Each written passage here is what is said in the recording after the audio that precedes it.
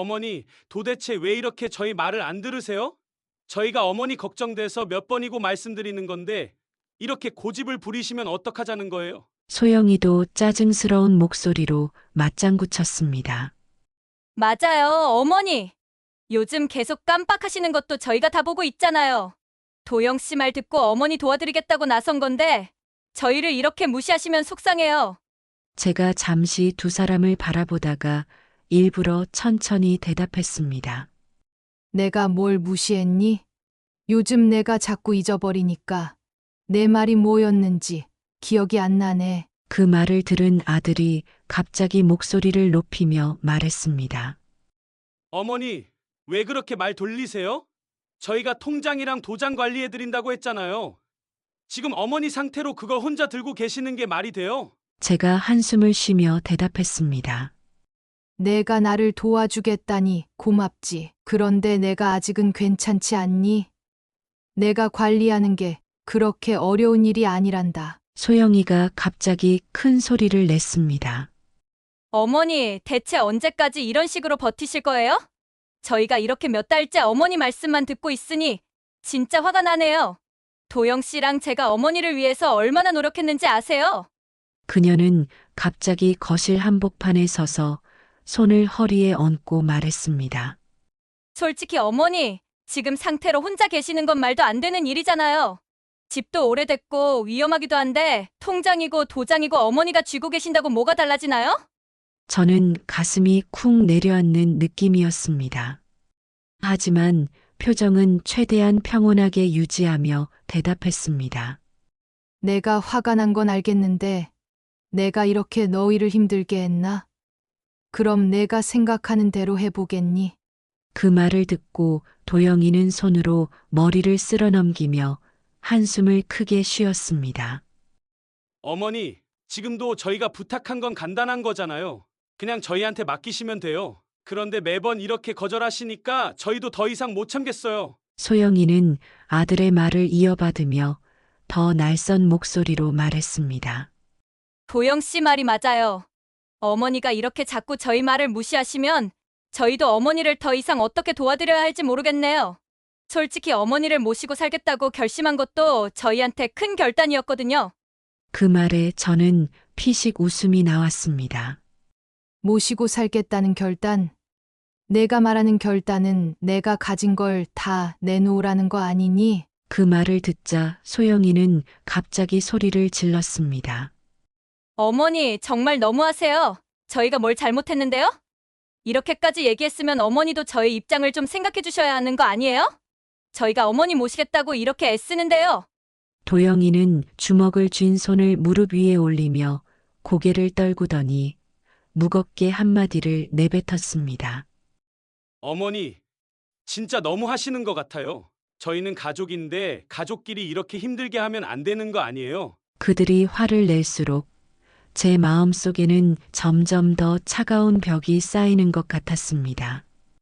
이들의 분노가 저를 향한 진심에서 나온 게 아니라 그들의 욕심에서 비롯된 것이라는 걸 너무나 잘 알고 있었으니까요. 이게 무슨 일인가요? 사연자 윤희자님이 아들 부부와 갈등이 심하신 것 같은데요. 대체 무슨 일이 있었는지 어쩌다가 이렇게까지 갈등이 심해진 것인지 오늘의 사연 들어보겠습니다. 사연 들으시기 전에 구독을 누르시면 건강과 평안을 얻게 되실 거예요. 안녕하세요. 제 이름은 윤희자입니다. 평범한 주부로 살아온 제 인생 이야기를 들려드리려고 해요. 저는 서울 외곽의 오래된 아파트에서 혼자 지내고 있습니다. 지금 살고 있는 이 집은 제가 남편과 함께 오랫동안 꿈꾸고 노력해서 마련한 곳이에요. 작은 방 2개짜리 좁은 아파트였지만 제게는 세상 그 무엇보다 소중한 곳이에요. 저와 남편은 젊은 시절 정말 열심히 살았습니다.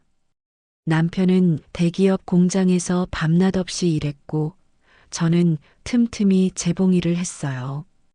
당시에는 쌀 한 대 사기도 빠듯한 때가 많았지만 그래도 늘 서로를 의지하며 웃음을 잃지 않으려고 했습니다. 결혼 후 몇 년 만에 어렵게 얻은 아들 하나를 키우느라 고생도 많았지만 우리 가족이 함께 있다는 것만으로도 힘이 났어요. 남편과 저는 돈을 조금씩 모아 어렵게 이 아파트를 샀습니다. 처음엔 구식 아파트라서 수도도 자주 새고 벽에는 금이 간 곳도 많았어요. 그래도 저희는 열심히 손수 고치고 꾸미면서 이곳을 우리만의 보금자리로 만들어 갔습니다. 아이를 키우는 동안 이 집에서 겪은 수많은 추억이 아직도 눈에 선합니다.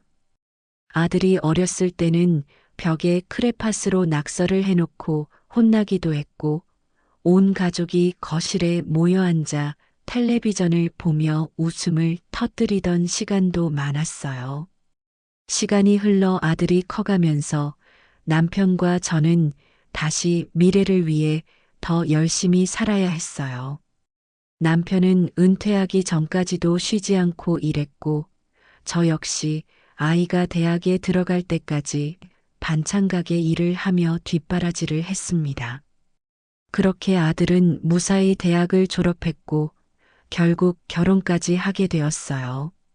결혼 후 아들은 저희와 따로 나가 살게 되었지만 처음 몇 년은 자주 연락도 하고 찾아오곤 했습니다.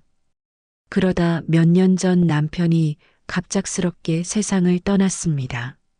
남편과 함께했던 시간이 얼마나 소중했는지를 떠나고 나서야 더 크게 느끼게 되었어요.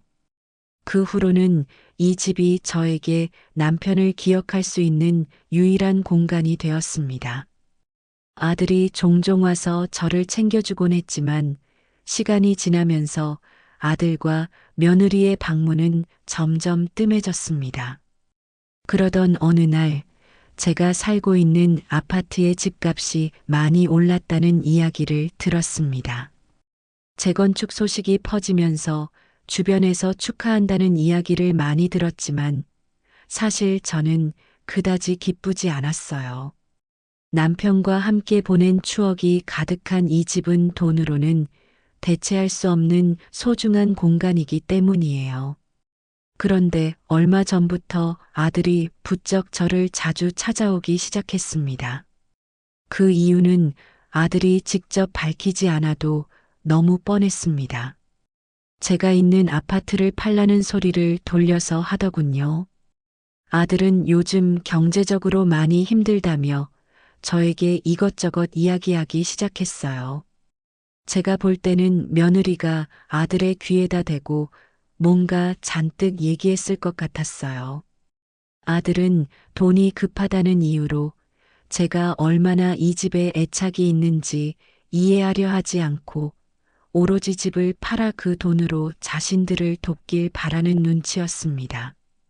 제가 집을 팔지 않겠다고 하자 아들은 점점 더 강하게 설득하기 시작했습니다. 며느리는 아들보다 더 대놓고 이야기를 하더군요. 어머니도 이제 나이가 있으신데 혼자 이렇게 오래된 집에서 사는 건 너무 위험해요. 요즘 아파트는 커뮤니티 시설도 많고 모든 게 편리하고 안전하거든요. 저희가 어머니 모시고 좋은 곳으로 이사 갈 수 있게 집을 파시는 게 낫지 않을까요? 제가 그 말을 듣는 순간 참았던 한숨이 나왔습니다. 뭐가 걱정돼서 그러는 척을 하는지 빤히 보였거든요. 어머니를 위한 거라며 돌려 말하지만 결국 집값이 올랐으니 팔아서 돈 좀 나누자는 뜻 아니겠습니까? 제가 비웃으며 대답했죠. 지금껏 저희 걱정은 코빼기도 안 하더니 갑자기 나이가 많아 위험하니 어쩌니 하는 거 보면 참 눈물겹다. 아들은 오히려 제 반응에 서운하다는 듯이 말했습니다. 어머니, 저희가 왜 어머니 걱정을 안 했겠어요? 지금 이렇게 자주 찾아오는 것도 다 어머니가 혼자 사시면서 힘들지 않으실까봐 그러는 거잖아요. 제가 콧방귀를 뀌며 대꾸했어요. 그래. 그럼 왜 내가 힘들다고 징징대기 전에는 찾아오는 것도 힘들어 했니? 어머니 걱정된다면서 방문도 없던 녀석이 갑자기 온다니까 이 집값 오른 걸 얘기하기 전부터 알겠더라. 며느리는 끝까지 태연하게 받아쳤습니다. 어머니, 저희가 어렵긴 하지만 어머니를 위해서 말씀드리는 거예요. 어머니가 집을 파시면 같이 경기도 쪽으로 더 큰 집으로 갈 수 있고, 어머니도 저희랑 같이 더 편하게 사실 수 있잖아요. 제가 답답해서 한숨을 쉬었습니다. 며느리는 말을 빙빙 돌리며 집을 팔아야 한다는 얘기만 했습니다. 결국 제가 대놓고 말했죠. 남편이랑 나랑 밤낮 없이 일해서 어렵게 마련한 집인데 내 말대로 같이 살아야 될 이유라도 있냐고 묻고 싶다. 이쯤에서 아들과 며느리는 눈치를 보기 시작했습니다. 그래도 포기하지 않더군요. 아들은 제가 고집을 부린다며 뭔가 잘못 생각하고 있는 거라고 말했습니다. 어머니, 이건 그냥 돈 문제가 아니라 저희가 함께 어머니 모실 방법을 찾으려는 거예요. 제가 그 말에 비웃으며 딱 잘라 말했죠. 재건축 얘기가 나오기 전에 나한테 자락이라도 했으면 더 진심으로 들리겠지. 아들은 아무 말도 못하고 입을 다물었습니다. 하지만 저는 이들이 여기서 멈추지 않을 것을 알았습니다. 아들이 아무 말도 못하고 입을 다물었지만 제가 느낀 분위기는 전혀 달랐습니다. 입을 다물었다고 해서 포기했다는 건 아니었거든요. 뭔가 더 깊은 계획이 있는 듯한 느낌이 강하게 들었습니다. 아들이랑 며느리가 눈빛을 교환하는 모습이 어찌나 수상하던지 마치 둘이 이미 다음 수를 준비하고 있다는 생각이 들었어요. 며칠 뒤 아니나 다를까 며느리가 혼자 찾아왔습니다. 아들은 일 때문에 못 왔다고 하더군요. 무슨 일로 왔는지 묻자 며느리가 슬며시 웃으며 과일 한 봉지를 내밀었어요. 본인이 좋아하는 귤이라며 꼭 먹으라고 하더군요. 저는 속으로 코웃음을 치며 과일 봉지를 식탁 위에 내려놨습니다. 며느리가 그렇게 정성을 부리는 척할 때는 무언가 꿍꿍이가 있다는 걸 이제는 모를 리 없거든요. 며느리는 슬쩍 제 손을 잡으며 얘기했어요. 어머니, 지난번에 드린 말씀 때문에 좀 기분이 안 좋으셨던 거 아니죠? 저희가 진짜 어머니 걱정돼서 그러는 거라는 건 아시죠? 제가 며느리를 똑바로 쳐다봤습니다. 내 걱정이겠지. 내 걱정은 아닌 것 같은데. 내가 듣기엔 너희 집 마련 걱정 같더라. 며느리는 한 박자 쉬더니 억지로 웃으며 대답했어요.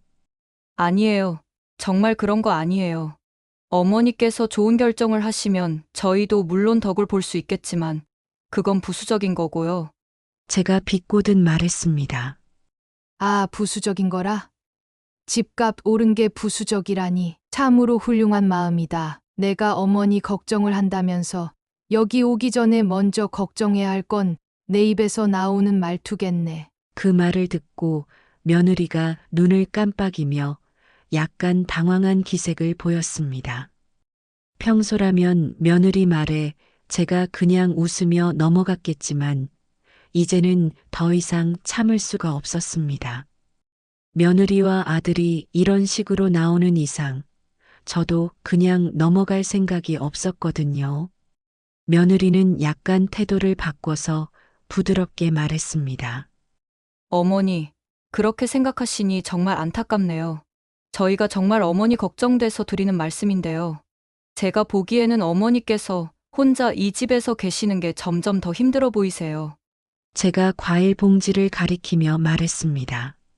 내가 이 집에서 내가 힘들다고 느꼈으면 과일보다는 너네 남편이 좀 더 자주 얼굴을 보였겠지. 내가 가져온 귤이 내가 힘든 걸 해결해 주겠다는 건 아니잖아. 며느리는 한숨을 쉬며 이리저리 생각을 하더니 다시 말을 꺼냈습니다.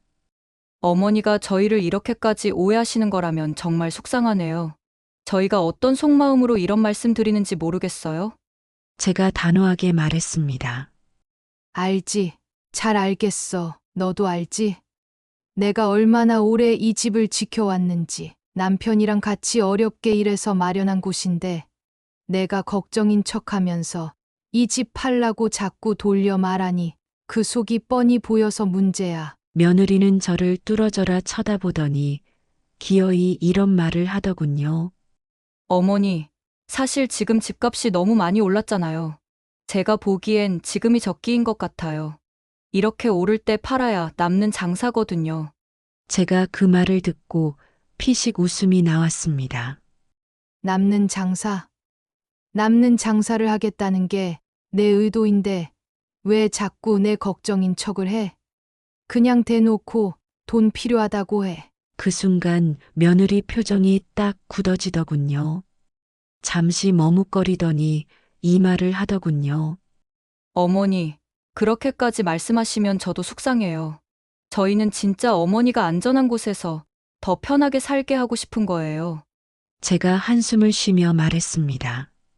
그럼 진짜 날 걱정했다면 이렇게 말할 게 아니라 내가 원하는 게 뭔지 물어봤겠지. 그럼 내가 내게 분명히 말했을 거다. 이 집에서 나는 아직도 남편과의 추억 속에서 살아가고 있다. 그 말을 들은 며느리는 아무 대답도 하지 못하고 얼버무렸습니다. 그때야 확신했습니다. 이 사람들이 저를 걱정해서가 아니라 오로지 돈을 위해서 저를 설득하고 있다는 거요. 며느리가 떠난 뒤 저는 더 단단히 결심했습니다. 며느리가 떠난 뒤에도 그 대화가 머릿속에서 떠나질 않았습니다. 저도 너무 강하게 이야기했나 싶어서 마음이 조금 불편하기도 했어요. 사실 며느리가 뭔가 말할 때마다 제 속이 답답해졌던 건 맞지만 저도 사람인지라 한마디도 안 지고 맞받아치는 게 과했나 싶기도 했거든요. 며느리가 가져온 귤이 식탁 위에 그대로 놓여 있었어요. 귤 하나를 까서 먹으면서 문득 남편 생각이 나더군요. 남편이 있었다면 이렇게 얘기했을 겁니다. 여보, 그냥 두고 봐. 도영이가 어떻게 나오는지 괜히 마음 쓰지 말고. 남편 생각에 괜히 눈가가 시큰해졌습니다.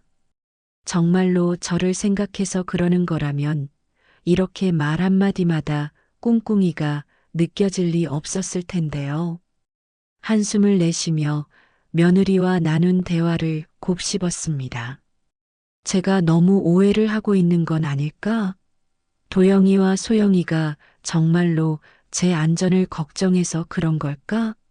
하지만 아무리 생각해봐도 답이 뻔했습니다.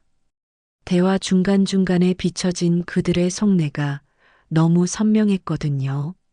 며느리가 집값 얘기를 꺼낼 때 저는 그게 순수한 걱정이 아니라는 걸 확실히 느꼈습니다. 너무나 열심히 포장했지만 진짜 하고 싶은 말은 결국 하나였죠. 집을 팔아서 돈을 마련하자는 것. 하지만 그렇다고 바로 화를 낼 순 없었습니다. 저는 이 집에서 저 혼자 살고 그들 입장에서는 제가 외로워 보일 수도 있고 위험하다고 느낄 수도 있겠죠. 하지만 제가 여기에서 어떤 삶을 살아왔고 이 집이 제게 어떤 의미인지 제대로 이해하지 못한 채 이렇게 쉽게 말하는 건 참 얄미운 일이었습니다. 며칠 후 아들이 직접 전화를 걸어왔습니다. 어머니, 요즘 어떠세요? 소영이가 잘 다녀왔죠? 그러면서 아들은 괜히 소영을 두둔하듯 말을 덧붙였습니다. 어머니께 말씀드리는 것도 조심스러워 하더라고요. 정말 걱정돼서 드린 말씀이었어요. 아들의 말을 들으며 씁쓸한 웃음이 나왔습니다. 걱정이라 그런 마음이었다면 이렇게 반복적으로 집을 팔라고 권유할 필요가 있었을까요? 제가 뭐라 답해야 할지 몰라서 잠깐 뜸을 들였어요. 괜찮다. 몸은 잘 챙기고 있으니 걱정 말고. 그런데 도영아, 내가 궁금한 게 있는데 내가 정말로 엄마를 걱정하는 거라면 내 말과 행동에 진심을 더 담아야 하는 거 아니냐? 내가 그렇게 외롭게 보이냐? 제가 이렇게 말하자 아들이 한참을 침묵하더니 작게 대답하더군요. 아니요, 어머니. 그런 뜻은 아니었어요. 제가 실수했네요. 그 말을 들으며 오히려 더 답답해졌습니다. 그들이 정말 저를 걱정한다면 진작에 이런 대화가 오가지도 않았겠죠. 그러니 제가 결심한 대로 그들의 속마음을 확실히 확인해 봐야겠다고 다시 한번 마음을 굳혔습니다. 며느리가 과일을 들고 오는 것도 아들이 걱정하는 척 말하는 것도 다 이유가 있을 겁니다. 그렇다면 제가 먼저 행동해야겠다는 생각이 들었어요. 어쩌면 이들이 제 상태가 약해졌다고 느끼면 진짜 속내를 드러낼 수도 있겠다는 생각이 들었습니다. 그날 밤 저는 혼자 소파에 앉아 여러 가지 생각을 했습니다. 치매에 걸린 척하면서 이들이 어떻게 반응하는지 확인해 보면 어떨까? 제가 일부러 깜빡거리는 모습을 보이고 가끔 엉뚱한 소리를 해보면 분명 무언가가 드러날 것 같았습니다. 물론 이런 일을 한다는 게 마음 한편으론 편치 않았습니다. 하지만 지금 상황에서 이들의 진심을 제대로 확인하지 않으면 계속 이렇게 의심만 하며 지낼 것 같았거든요. 저도 이 집을 지키고 싶었고 남편과 함께했던 기억을 빼앗기고 싶지 않았습니다. 결국 다음 날부터 작전을 시작하기로 마음먹었습니다. 다음 날부터 조금씩 제 연기를 시작했습니다. 처음엔 가벼운 실수들로 시작했어요. 일부러 물건을 어디에 뒀는지 모른다고 하거나 며칠 전에 아들이 했던 말을 잊은 척 했습니다. 아들이 전화로 물어보더군요. 어머니, 지난번에 말씀드렸던 거 생각해 보셨나요? 제가 일부러 약간 헷갈린 목소리로 대답했어요. 지난번에 뭐라고 했었더라? 내가 얘기한 게 뭐였지? 아들은 처음엔 당황한 듯 하다가 다시 친절하게 반복해서 설명하더군요. 집 말이에요, 어머니. 제가 말씀드렸잖아요. 지금 팔면 너무 좋은 기회라고요. 아들이 다시 설명하는 걸 들으면서도 저는 일부러 멍한 소리를 냈습니다. 아, 그랬구나. 내가 그 얘기를 했었나? 요즘 자꾸 깜빡깜빡해서 미안하다. 그 말을 듣자 아들은 순간 목소리가 조금 흔들리는 듯 했어요. 어머니, 혹시 어디 안 좋으신 거 아니죠? 병원 한번 가보셔야 하는 거 아닌가 싶어요. 저는 웃으며 넘겼습니다. 아이고, 내가 병원을 왜 가냐? 나이 들면 다들 이러는 거지. 걱정 말고 내일이나 잘해라. 전화를 끊고 나니 마음 한편이 찜찜하긴 했습니다. 그래도 이런 식으로 조금씩 저의 상태가 이상하다는 인식을 심어주고 싶었거든요. 며칠 뒤에는 며느리가 집에 찾아왔습니다. 과일 대신 이번엔 약국에서 사온 비타민 음료를 들고 오더군요. 어머니, 요즘 몸이 좀 안 좋으신 것 같아서요. 이거 드시면 좀 괜찮아지실 거예요. 며느리가 제 앞에 앉더니 은근슬쩍 말을 꺼냈습니다. 지난번에 어머니께서 깜빡하신다고 하셔서요. 제가 좀 걱정이 돼요. 저희가 병원이라도 같이 가드릴까요? 그 말에 저는 일부러 어리둥절한 표정을 지으며 말했어요. 병원? 내가 병원을 왜 가니? 난 멀쩡한데, 너희가 걱정돼서 그런 건가? 고맙다. 그런데 내가 그런 얘기를 했었나? 며느리는 당황한 듯 머뭇거리며 말했어요. 어머니, 며칠 전에 제가 왔을 때 그러셨잖아요. 물건도 자주 못 찾겠다고 하시고, 도영 씨랑 얘기하신 것도 잘 기억 못 하셨다고. 아, 그랬구나. 내가 그런 얘기를 했었니? 내가 요새 잘 잊어버려서 미안하다. 며느리가 하는 말에 저는 일부러 작게 한숨을 쉬었습니다. 며느리는 제 표정을 살피더니 한 걸음 더 나아가더군요. 어머니, 혹시 요즘 혼자 계시는 게 많이 힘드신 거 아니세요? 저희가 어머니 모시고 같이 살면 좋을 텐데. 그 말에 저는 속으로 피식 웃음이 나왔습니다. 진심으로 하는 말이라기보다는 다시 집 얘기를 꺼내려는 빌미로 보였거든요. 제가 일부러 약간 쓸쓸한 표정을 지으며 말했어요. 그래. 혼자 있으니 가끔은 그렇지. 그런데 같이 살려면 내가 이 집에서 나가야 하잖아. 너희 집은 좀 작으니까. 며느리는 그 말을 기다렸다는 듯 바로 대답했어요. 그래서요, 어머니. 이 집을 팔고 저희랑 더 넓은 집으로 가시면 어머니도 편하실 것 같아요. 제가 허공을 쳐다보며 말했어요. 그럼 내가 이 집 팔아서 집 살 돈을 마련해 주길 바라는 거야? 며느리는 잽싸게 말끝을 돌렸습니다. 어머니, 그런 뜻이 아니고요. 저희도 어머니랑 더 좋은 데서 살고 싶다는 뜻이죠. 어머니도 편안하게 계셨으면 해서요. 저는 며느리의 말을 듣고 가볍게 고개를 끄덕였습니다.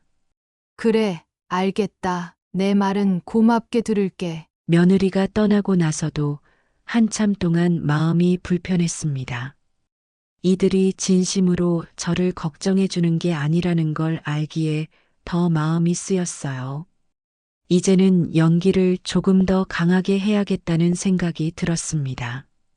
이렇게 소소하게 깜빡하는 정도로는 그들의 진심을 제대로 끌어낼 수 없을 것 같았거든요. 다음에는 기억력뿐 아니라 행동에서도 좀 더 혼란스러운 모습을 보여줘야겠다고 결심했습니다. 그렇게 하면 분명히 뭔가 더 본색을 드러낼 테니까요. 그날 이후로 저는 몇 달 동안 치매 연기를 점점 더 심하게 했습니다. 단순히 깜빡하는 정도로는 아들과 며느리의 진심을 제대로 확인하기 어려웠기 때문입니다. 처음에는 간단한 것들로 시작했어요. 자주 쓰는 물건을 일부러 엉뚱한 곳에 놓아두고 며느리나 아들에게 물어보기도 했죠. 도영아, 내가 열쇠를 어디 뒀는지 기억이 안 난다. 내가 봤니? 어머니, 열쇠는 현관 옆에 늘 두시잖아요. 왜 갑자기 그러세요? 며느리도 은근히 신경질적인 목소리로 말했습니다. 어머니, 지난번에도 그러시더니 이제 정말 한번 병원 가보셔야 하는 거 아닌가요? 며느리의 말투가 미묘하게 변하기 시작했습니다. 처음에는 걱정하는 척 다정한 목소리를 내다가 이제는 귀찮아하는 느낌이 점점 더 강하게 드러났거든요. 제가 일부러 헛소리를 섞어 말을 했습니다. 내가 그랬나? 요즘 자꾸 머리가 멍한 게, 내가 그랬지. 열쇠를 내가 가져갔다고. 그 말에 며느리는 얼굴이 굳어지더니 억지로 웃으며 대답했어요. 어머니, 제가 왜 열쇠를 가져가요? 그냥 현관 옆에 두셨잖아요. 그런가? 내가 요즘 이런 일이 많다니까. 내가 나 몰래 뭐 하는 거 아니지? 며느리는 그 말을 듣고 어이없다는 듯 웃으면서도 눈빛이 살짝 날카로워졌습니다. 저는 속으로 조금씩 뭔가 잡히는 느낌이 들었습니다. 며칠 뒤에는 더 과감한 행동으로 치매 연기를 이어갔습니다. 일부러 아들이 집에 올 때 문을 열어주지 않았어요. 현관 초인종이 울리는데도 멍하니 앉아 있다가 한참 지나서야 문을 열어줬죠. 어머니, 제가 얼마나 눌렀는지 아세요? 왜 문을 안 여세요? 도영이구나. 난 내가 누군지 몰랐다. 요즘 자꾸 이런 일이 있어서 내가 정말 어떡하지? 아들은 갑자기 얼굴이 심각해지더니 며느리와 함께 들어와 자리에 앉았습니다. 어머니, 이제 정말 병원에 가보셔야 하는 거 아니에요? 이렇게 혼자 계시다 무슨 일이라도 생기시면 어쩌려고요? 며느리는 맞장구를 쳤습니다. 어머니, 저희가 어머니 모시고 살겠다고 말씀드렸잖아요. 이렇게 계속 혼자 계시는 건 너무 위험해요. 제가 일부러 약간 겁먹은 척하며 대답했습니다. 아니야. 나 아직 괜찮아. 그런데 정말 내가 치매 걸린 거니? 어떡하지? 며느리는 더 적극적으로 설득하려 들었습니다. 어머니, 이렇게 계속 두면 나중에 더 힘들어지실 수도 있어요. 제가 병원도 알아보고 어머니 모실 집도 알아볼게요. 제가 그 말을 듣고 작게 고개를 끄덕이며 말했습니다. 그래. 내가 알아보는 건 좋은데 내가 이 집을 팔아야 하니? 며느리는 눈을 반짝이며 대답했습니다. 네, 어머니. 지금이 기회잖아요. 이 집도 오래됐고 집값도 많이 올랐으니 좋은 데로 가시려면 지금이 딱 적기예요. 아들의 표정도 조금 초조해 보였습니다. 어머니, 소영이가 정말 좋은 데로 알아보고 있어요. 어머니가 편하시면 저희도 마음이 편해지니까요. 그들의 말을 듣고 저는 속으로 헛웃음이 나왔습니다.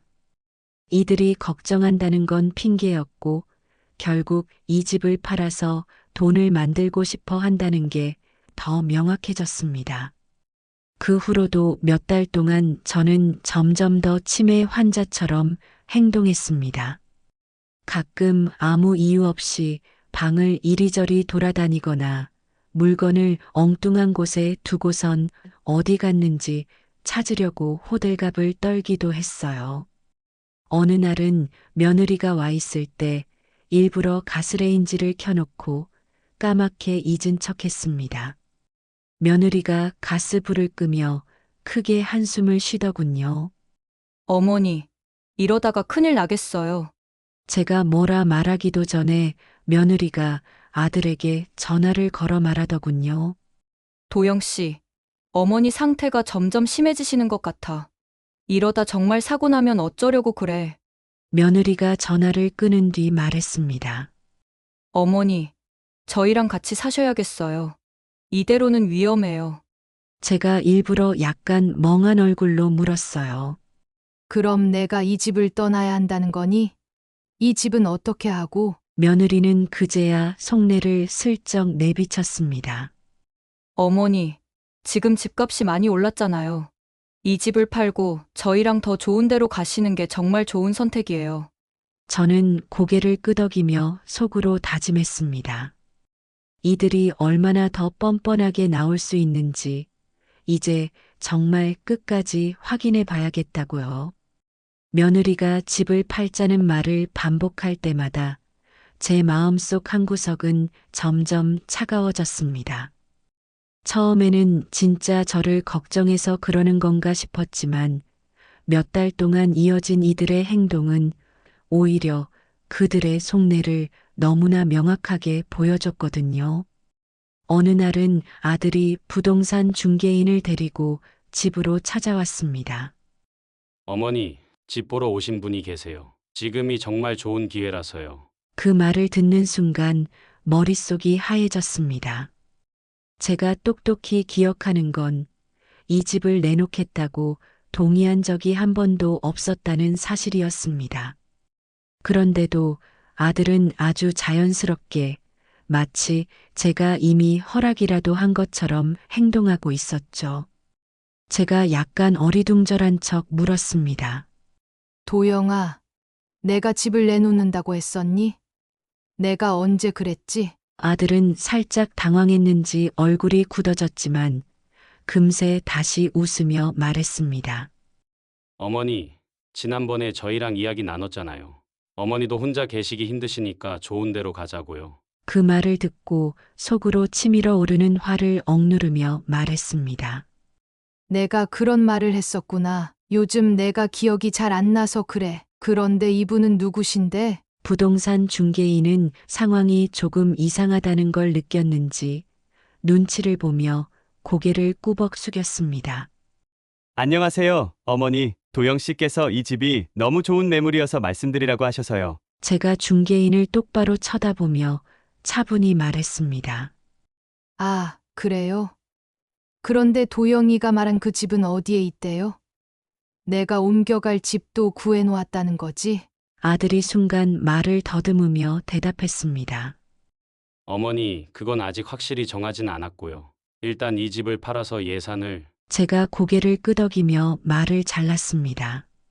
아, 그러니까 내 집을 팔아서 내가 돈을 먼저 만들겠다는 뜻이구나. 참으로 친절하네. 내가 갈 곳도 없는데 내 집부터 팔아주겠다니. 아들의 얼굴이 빨갛게 달아오르는 게 보였지만 그는 끝까지 태연한 척하려 했습니다. 어머니, 그게 아니라 요즘 집값이 너무 좋아서요. 이 집 지금 안 팔면 나중에 기회를 놓칠 수 있어요. 제가 한숨을 내쉬며 말했습니다. 도영아, 내가 이렇게까지 서두르는 걸 보니 집값이 오른 게 내게 정말 큰 관심사인가 보다. 그런데 왜 내가 아는 매물 얘기만 하고 정작 내가 뭘 원하는지는 한 번도 묻지 않니? 아들은 대답을 하지 못하고 고개를 숙였습니다. 그 침묵 속에서 저는 속으로 결심을 더 굳혔습니다. 이들이 얼마나 뻔뻔하게 나올 수 있는지 끝까지 지켜보기로요. 며칠 뒤 며느리가 이번엔 혼자 집에 찾아왔습니다. 제 손을 꼭 잡고는 말을 꺼냈습니다. 어머니, 저희가 어머니를 위해 정말 많이 고민하고 있어요. 어머니가 이 집에 애착이 많으신 건 알지만 지금 이렇게 혼자 계시는 건 너무 위험하잖아요. 제가 며느리를 바라보며 물었습니다. 소영아, 내가 그렇게 걱정이 돼서 오는 건 고맙다. 그런데 도영이가 요즘 왜 그렇게 이 집을 팔려고 서두르는지 내가 솔직히 말해줄 수 있겠니? 며느리는 순간 말을 더듬었습니다. 어머니, 그건 요즘 저희도 힘들고 그러니까 이 집을 팔면 제가 말을 끊고 단호히 말했습니다.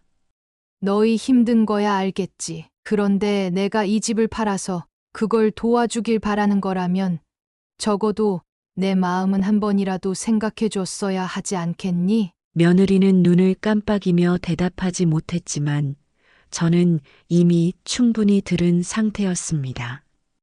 이들이 원하는 건 제 안전이나 행복이 아니라 오로지 이 집이 가진 돈의 가치였다는 거요.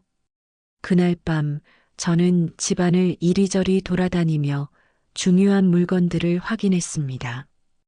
통장과 도장을 더 안전한 곳에 옮기고 치매 연기를 하기 전에 미리 집안 곳곳에 설치해둔 CCTV가 잘 작동하는지 점검했어요. 이제 이들이 어떤 행동을 하든 증거를 남길 준비가 돼 있었습니다. 저는 그들의 속내를 드러내기 위한 마지막 연기를 할 준비를 하며 깊은 숨을 내쉬었습니다. 이제는 그들이 더 이상 저를 가볍게 생각하지 못하게 만들어야 할 때였습니다. 며칠 뒤 아들과 며느리가 집에 함께 찾아왔습니다. 이번에는 아이도 데리고 왔더군요. 손자는 저를 보자마자 활짝 웃으며 달려와 안겼지만 뒤따라 들어오는 아들과 며느리의 얼굴은 사뭇 달라 보였습니다. 무언가 결심한 표정이었달까요? 도영이가 손주를 안고 저를 바라보며 말했어요. 어머니, 손주 보시니까 좋으시죠? 요즘 어머니가 자꾸 깜빡하신다고 해서 걱정이 돼서 아이도 데리고 왔어요. 며느리도 맞장구를 치며 덧붙였습니다. 어머니, 저희가 진짜 고민 많이 했거든요. 이번에 어머니를 위한 결정을 내려드리는 게 맞는 것 같아서요. 제가 살짝 웃으며 두 사람을 번갈아 바라봤습니다. 결정을 내렸다니 뭔가 중요한 얘기를 하러 온 모양이구나. 아들이 머뭇거리며 손주를 며느리에게 넘기고는 본격적으로 이야기를 꺼냈습니다. 어머니, 이제는 어머니를 위해서라도 이 집을 정리하셔야 할 때라고 생각해요. 저희가 알아본 바로는 지금 집값이 더 오를 가능성은 적고 나중에 재건축되기 전까지 오히려 집값이 내려갈 수도 있대요. 제가 고개를 끄덕이며 대답했습니다. 그래, 내가 또 이 집 얘기를 하러 온 줄 알았다. 그런데 정리라는 게 무슨 뜻인지 좀 더 자세히 말해줄래? 도영이가 눈치를 보며 말을 이어갔습니다. 저희가 어머니를 모시고 더 편한 집으로 이사 갈 준비를 하고 있어요. 이 집을 팔아서 어머니와 저희 가족이 더 좋은 환경에서 살 수 있게 하려는 거예요. 제가 그 말을 듣고 피식 웃었습니다. 그래서 내가 알아본 그 편한 집은 어디에 있니? 이미 정해놨나? 아들이 약간 당황하며 말을 돌렸습니다. 아직 확정된 건 아니지만 이 집을 정리하면 예산을 확실히 잡아서 결정할 수 있을 거예요. 며느리가 옆에서 거들었습니다. 어머니, 요즘 어머니께서 자꾸 깜빡하시는 것도 저희가 많이 걱정돼서 그래요. 혼자 계시는 게 위험하잖아요. 제가 며느리를 바라보며 물었습니다. 그렇다면 내가 너희랑 같이 살게 되면 그 걱정이 다 사라진다는 뜻이니? 며느리는 잠시 당황한 듯 하다가 다시 태연한 얼굴로 대답했습니다. 그럼요, 어머니. 저희랑 같이 계시면 저희가 어머니를 돌봐드릴 수 있으니까요. 어머니도 편하고 저희도 마음이 놓이고요. 그 말에 저는 속으로 헛웃음을 지었습니다. 이들이 원하는 건 절 돌봐주는 게 아니라 집에서 나가길 바라는 것 뿐이라는 게 뻔히 보였거든요. 하지만 저는 그들의 계획을 끝까지 들어보고 싶었습니다. 도영이는 더 이상 말을 돌리지 않고 본격적으로 본심을 드러냈습니다. 그래서 어머니, 이번에 집 매매 계약서를 준비했어요. 이제 어머니가 여기 사인하시면 저희가 다 알아서 처리하고 어머니를 더 좋은 곳으로 모실게요. 그가 내미는 서류를 보고 저는 눈을 가늘게 뜨며 물었습니다. 내가 준비했다는 그 계약서 말인데 여기엔 나도 갈 집이 이미 정해져 있는 거니? 아니면 내가 갈 곳은 나중에 알아보겠다는 뜻이니? 도영이는 말을 얼버무리며 대답했습니다. 어머니, 그건 제가 다 알아서 어머니께 정말 좋은 집을 구해드릴게요. 제가 조용히 서류를 내려다보며 한숨을 쉬었습니다. 도영아, 내가 알아서 한다는 말은 결국 나보고 그냥 믿으라는 거 아니니? 내가 지금까지 보여준 걸 보면 내가 널 믿을 이유가 별로 없을 것 같은데? 그 말을 들은 아들과 며느리의 얼굴이 굳어졌습니다. 제가 한숨을 내쉬며 서류를 탁자 위에 내려놓았습니다. 도영아, 내가 정말 어머니를 걱정해서 이러는 거라면 이렇게 나를 몰아붙이지는 말아야지. 그러면서도 제 속은 점점 더 차가워졌습니다. 저는 이제 이들이 얼마나 더 뻔뻔해질 수 있는지 확인할 준비가 돼 있었거든요. 그래서 일부러 한 번 더 속아주는 척하기로 했습니다. 내가 지금은 조금 헷갈려서 결정을 못하겠다. 너희가 다음에 다시 얘기하자꾸나. 내가 그래도 생각은 좀 해봐야 할 거 아니니. 아들과 며느리는 조금 실망한 얼굴로 서류를 치우며 자리에서 일어났습니다. 제가 그들을 배웅하면서 속으로 생각했습니다. 이제는 그들이 뭘 하든 더 이상 제 집과 제 삶을 함부로 건드릴 수 없게 만들어야겠다고요. 며칠 뒤 저는 아들과 며느리의 다음 행동을 예상하며 준비를 단단히 했습니다. 그들이 제 진심을 무시하고 계속해서 집을 팔게 하려는 수작을 부린다면 이젠 저도 더 이상 물러설 수 없다고 마음먹었거든요. 먼저 집안 곳곳에 설치했던 CCTV를 꼼꼼히 점검했습니다. 거실, 주방, 심지어 제 침대 옆까지 모든 카메라가 제대로 작동하는 걸 확인했어요. 제가 봤던 며느리의 수상한 행동들, 아들이 은근슬쩍 제 통장을 물어본 기억들이 떠올랐습니다. 이젠 그들의 모든 움직임을 기록으로 남겨야겠다고 생각했어요. 그리고 통장과 도장을 한 번 더 점검했습니다. 며느리가 집을 뒤질 때 발견하지 못하도록 더 깊은 곳에 숨겨두고 다른 비상금도 이중으로 관리하기 시작했습니다. 혹시라도 그들이 또다시 뭔가를 꾸미더라도 저를 쉽게 속이지 못하도록 철저히 준비했죠. 며칠이 지나자 예상대로 며느리가 먼저 집에 찾아왔습니다. 이번에는 며느리 혼자였어요. 도영이는 직장에 일이 있어 못 왔다며 소영이가 대신 왔다는 거였죠. 며느리는 들어오자마자 집안을 두리번거리며 말했습니다. 어머니, 요즘 조금 어떠세요? 지난번에 말씀드렸던 계약서도 생각해 보셨나요? 제가 일부러 약간 멍한 척하며 대답했습니다. 계약서?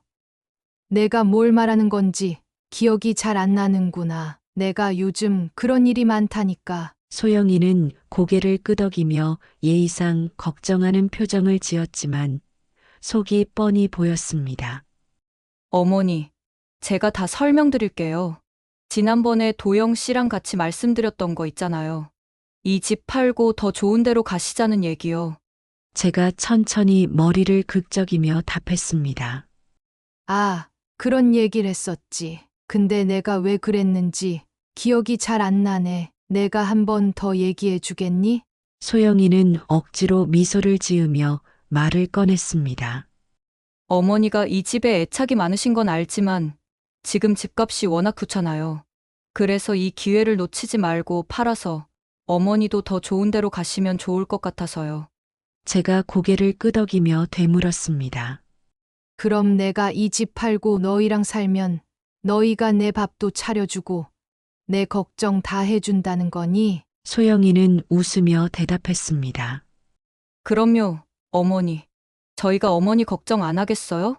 그런데 그녀는 잠시 말을 멈추더니 눈치를 보며 다시 입을 열었습니다.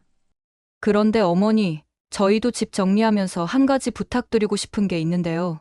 어머니 통장이랑 도장 있잖아요. 나중에 정리하실 때 저희가 좀 도와드리면 더 편하지 않을까요? 그 말을 듣는 순간 제 머릿속이 찌릿했습니다. 드디어 본색을 드러내는구나 싶었어요. 제가 일부러 천천히 대답했습니다. 통장이랑 도장. 그게 왜 필요하니? 소영이는 살짝 웃으며 대답했습니다. 어머니, 그건 어머니도 잘 모르시잖아요. 나중에 돈을 인출하시거나 관리하려면 복잡하실 수 있으니까요. 제가 도와드리면 편하실 것 같아서요. 제가 약간 멍한 척하며 말했습니다. 아, 그렇구나.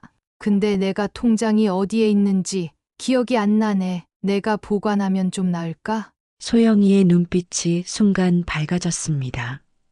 아, 어머니가 그렇게 생각하시면 제가 잘 보관해 드릴게요. 제가 어머니 편하게 해드리려고 그러는 거니까요. 제가 잠시 머뭇거리며 일부러 불안한 표정을 지었습니다. 아, 근데 내가 지금 정신이 왔다 갔다 하니까 내가 또 깜빡하면 어쩌지? 소영이는 제 손을 살짝 잡으며 다독였습니다. 어머니, 그런 걱정 안 하셔도 돼요. 제가 어머니 도와드릴 테니까 그냥 믿으시면 돼요. 그 순간 저는 속으로 이들이 얼마나 멀리까지 가려는지 알겠다는 생각이 들었습니다. 이제 그들의 행동을 좀 더 대놓고 지켜볼 때가 됐다고 느꼈어요. 제가 일부러 망설이는 척하며 말했습니다.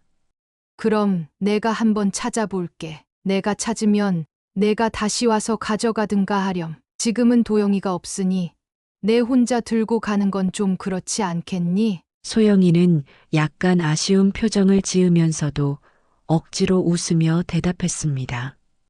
네, 어머니. 제가 다시 도영 씨랑 올게요. 그녀가 돌아간 뒤 저는 다시 한번 집안을 정리하며 생각했습니다. 이젠 준비가 다 됐습니다.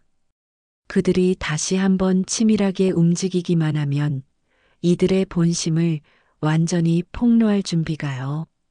며칠이 지나고 아들과 며느리가 또다시 집에 찾아왔습니다. 이번에는 뭔가 더 결심한 표정이었습니다. 무언가 진지한 이야기를 꺼내겠다는 의도가 느껴졌습니다. 도영이가 먼저 입을 열었습니다.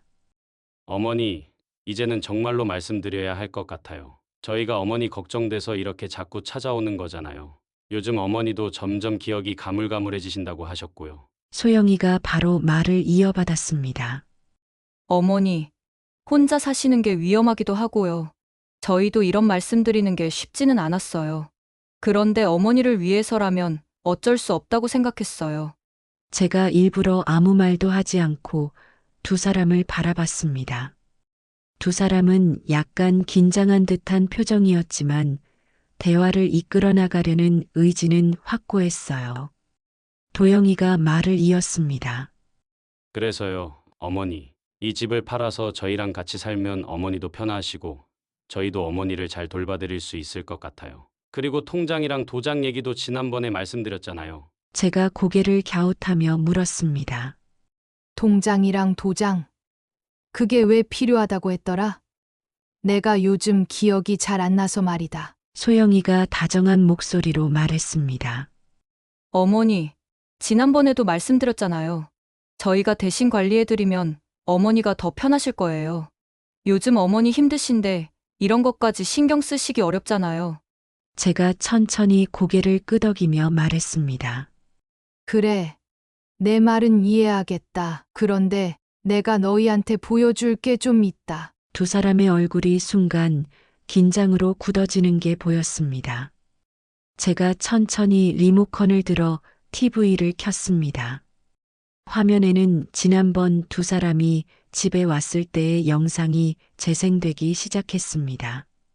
제가 잠시 화장실에 간 사이 두 사람이 거실에 앉아 나눈 대화가 선명하게 녹화되어 있었죠. 소영이가 낮은 목소리로 말했습니다. 여보, 이 집만 팔고 나면 어머님은 한두 달만 우리 집에 모셔두다가 요양원으로 보내드리면 되잖아. 솔직히 계속 같이 살 수는 없지. 도영이가 고개를 끄덕이며 대답했습니다. 맞아. 우리도 생활이 있으니까 어머니 모시는 건 딱 그 정도가 한계야. 요양원이 적당한 데가 많으니까 걱정할 필요도 없고. 소영이가 웃으며 덧붙였습니다. 그래도 이 집 팔아서 나온 돈만 있으면 빚 남아있는 것도 다 해결될 텐데. 우리가 조금만 더 참으면 돼. 그 영상이 끝날 때쯤 거실에는 무거운 침묵이 흘렀습니다. 도영이와 소영이는 얼굴이 새하얗게 질려 있었습니다. 제가 천천히 두 사람을 바라보며 말했습니다. 도영아, 소영아, 이게 너희가 말하는 나를 걱정하는 마음이었니? 내가 이 영상을 처음 보고 얼마나 마음이 무너졌는지 알기나 하니? 소영이가 급히 말을 더듬으며 변명했습니다. 어머니, 그게 아니에요. 그날은 저희가 그냥 말실수를 한 거예요. 도영이도 얼른 맞장구 쳤습니다. 맞아요, 어머니. 그날은 소영이랑 제가 그냥 피곤해서 농담처럼 한 얘기였어요. 진심이 아니었어요. 제가 피식 웃으며 대답했습니다. 농담이라고? 너희가 내 얼굴도 안 보고 나를 요양원에 보낼 얘기를 농담으로 한다는 거니? 그래도 좋다. 그렇다면 너희가 정말 날 위해서 한다는 그 통장이랑 도장, 그건 왜 필요했니? 두 사람은 아무 말도 못하고 고개를 숙였습니다. 제가 더 단호한 목소리로 말을 이었습니다. 나는 내가 어머니를 걱정해서 이런 얘기를 꺼낸다고 믿고 싶었다. 하지만 내가 본 건 너희는 내가 가진 이 집과 돈에만 관심이 있다는 거야. 도영이는 손을 내저으며 말했습니다. 어머니, 저희가 잘못했어요. 그런데 그건 진짜 어머니를 모시고 살려고 하다가 제가 그 말을 끊으며 단호하게 말했습니다. 모시고 살려고 했다고?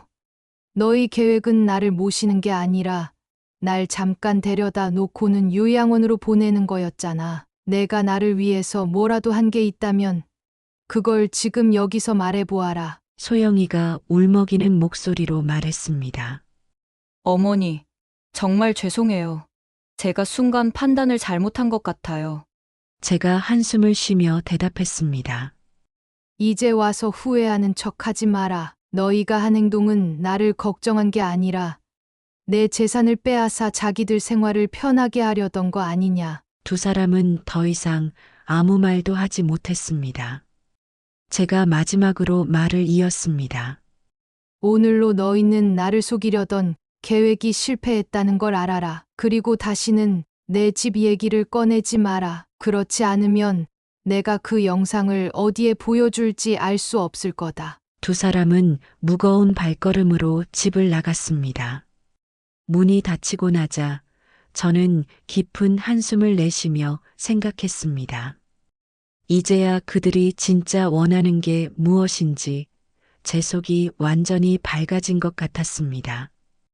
아들과 며느리가 떠난 후 저는 거실 소파에 앉아 한참 동안 멍하니 창밖을 바라봤습니다. 분노, 실망, 그리고 허탈감이 한꺼번에 밀려들었습니다. 남편과 함께 평생을 바쳐 만들어온 이 집이 저에겐 따뜻한 추억의 공간이었지만 아들과 며느리에게는 그저 욕심을 채우기 위한 수단에 불과했다는 사실이 너무도 쓰라렸습니다. 그날 밤 저는 결국 결심을 했습니다. 이 집에서 더 이상 추억을 간직하고 싶어도 이제는 불가능하겠다는 걸 깨달았거든요. 사랑으로 가득했던 기억들이 그들의 탐욕스러운 행동으로 인해 더 이상 빛을 잃어버린 느낌이었습니다. 다음 날 아침, 저는 변호사 사무실로 찾아갔습니다. 집과 재산을 어떻게 할지 상담을 받아야겠다고 생각했거든요. 변호사에게 모든 이야기를 털어놓으면서 그들이 CCTV에 남긴 대화와 행동까지 상세히 이야기했습니다. 변호사는 심각한 표정으로 고개를 끄덕이며 제 결심을 지지해줬습니다. 변호사와 함께 논의 끝에 저는 제가 이 세상을 떠나게 된다면 남은 재산을 모두 사회복지단체에 기부하기로 하는 유언장을 작성하는 법적 장치를 마련했습니다. 집을 팔아 얻는 돈과 남편이 남긴 자산 모두를 정리해서 나중에 도움이 필요한 사람들에게 쓰이도록 하겠다고 결심했습니다. 이 결정을 내리는 데는 큰 용기가 필요했지만 저는 마음이 이상하게도 가벼워졌습니다. 며칠 뒤 부동산 사무실에 연락해 집을 매물로 내놓았습니다. 부동산 사장은 저에게 왜 이런 결정을 하게 됐는지 물었지만 저는 조용히 웃으며 말했습니다.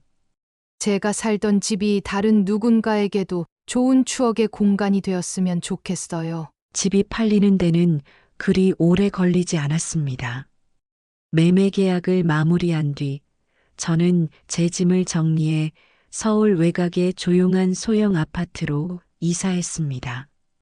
새로운 집은 작고 아늑했지만 저 혼자 지내기에 부족함이 없었어요. 주변에 복지관과 공원이 있어 산책하며 마음을 다잡을 수 있는 환경이었습니다. 새로운 집에 정착한 뒤 저는 복지관에서 봉사활동을 시작했습니다. 저와 비슷한 나이의 사람들을 만나 이야기를 나누며 마음의 상처를 조금씩 치유해 갔습니다. 제 이야기를 듣고 공감해주는 사람들 덕분에 외로움도 한결 덜어졌습니다. 그리고 어느 날 저는 자식들에게 마지막으로 할 말을 전하기로 마음먹었습니다. 편지를 쓰기 위해 책상에 앉았을 때 많은 감정이 밀려들었지만 저는 담담하게 펜을 들었습니다. 도영아, 소영아, 내가 이 편지를 쓸 수밖에 없다는 사실이 슬프지만 너희에게 꼭 남기고 싶은 말이 있어. 이 집은 너희에게 그저 돈으로 보였겠지만 나에게는 평생의 추억과 사랑이 담긴 공간이었다. 내가 이 집과 재산을 사회에 기부하기로 결심한 건 내가 더 이상 이 추억을 너희와 나눌 수 없다고 느꼈기 때문이야. 너희의 행동이 얼마나 나를 아프게 했는지, 그리고 얼마나 큰 실망을 안겨줬는지 부디 이 편지를 읽고 깨닫기를 바란다. 너희를 더 이상 원망하고 싶지 않다. 다만 너희가 언젠가 후회하지 않는 삶을 살았으면 좋겠다. 부디 너희의 욕심이 아닌 진심 어린 사랑으로 삶을 채워가길 바란다. 편지를 봉투에 담으며 저는 깊은 한숨을 내쉬었습니다. 이제 이들과의 인연을 끊고 저만의 새로운 삶을 시작해야겠다고 다짐했습니다. 그 후로도 아들과 며느리는 몇 차례 연락을 해왔지만 저는 일절 받지 않았습니다. 대신 매일 아침 복지관으로 향하며 누군가를 돕는 일에 제 시간을 쏟아붓고 새로운 사람들과 소통하며 살아가고 있습니다. 비록 가족에게서 받은 상처는 쉽게 아물지 않겠지만 이제는 제 선택에 후회가 없습니다. 남편과 함께 지켜온 추억과 사랑은 제 가슴속에 그대로 남아있고 저는 그것으로 충분히 행복합니다. 오늘의 사연 들으시고 어떤 생각이 드셨나요? 사연자분께 해주고 싶으신 말씀 있으시면 댓글 부탁드리고 구독을 누르시면 여러분께 내일 좋은 소식이 찾아올 거예요. 그럼 다음 사연에서 만나 뵙겠습니다. 감사합니다.